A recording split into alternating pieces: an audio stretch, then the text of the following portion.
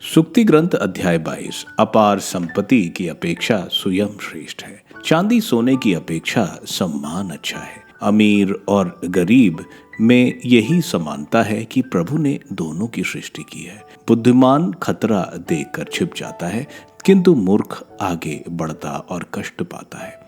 विनम्रता का परिणाम प्रभु पर श्रद्धा, धन, सम्मान और जीवन।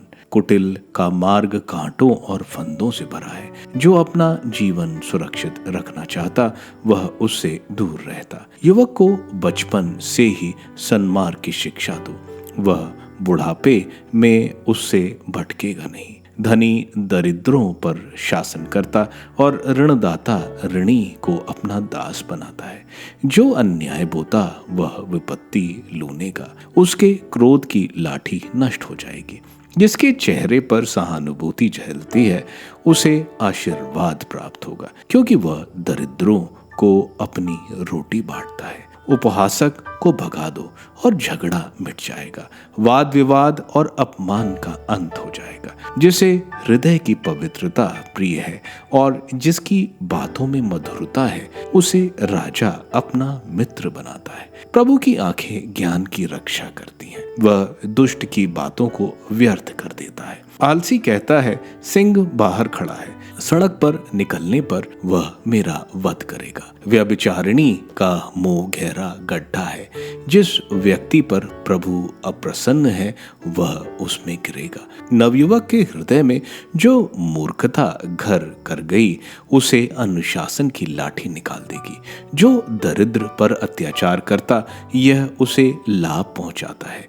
जो धनी को दान देता, वह दरिद्र बनता है। कान लगाकर ज्ञानियों के वचन सुनो, मेरी शिक्षा में मन लगाओ, क्योंकि यदि तुम उसे अपने हृदय में संचित रखोगे और वह तुम्हारे होठों पर विद्यमान रहेगी, तो इससे तुम्हें सुख प्राप्त होगा। मैं आज तुमको भी शिक्षा प्रदान करूंगा, जिससे तुम प्रभु पर श्रद्धा रखो। मैंने तुम्हारे लिए परामर्श और ज्ञान संबंधी 30 सुक्तियों की लिपि बंद किया है, जिससे तुमको सत्य का विश्वसनीय ज्ञान प्राप्त हो और तुम उस व्यक्ति को विश्वसनीय उत्तर दे सको जो तुमको भेजता है। दरिद्र का शोषण मत करो, क्योंकि वह दरिद्र है, और न्यायालय में दीनहीन को मत कुचलो, क्योंकि प्रभु उनके पक्ष का समर्थन करेगा और उन्हें लूटने वालों का जीवन छीन लेगा।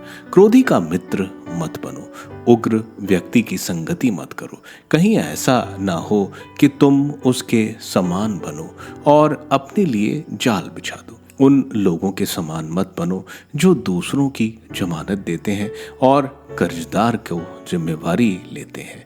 कहीं ऐसा ना हो कि चुकाने का रुपया तुम्हारे पास ना हो और तुम्हारा बिस्तर भी तुमसे छीन लिया जाए। खेत का वह सीमा पत्थर मत हटाओ जिसे तुम्हारे पूर्वजों ने खड़ा किया है। क्या तुम किसी को अपना काम में निपुण देखते हो, तो समझ लो कि वह साधारण लोगों का नहीं, बल्कि राजाओं की सेवा करेगा।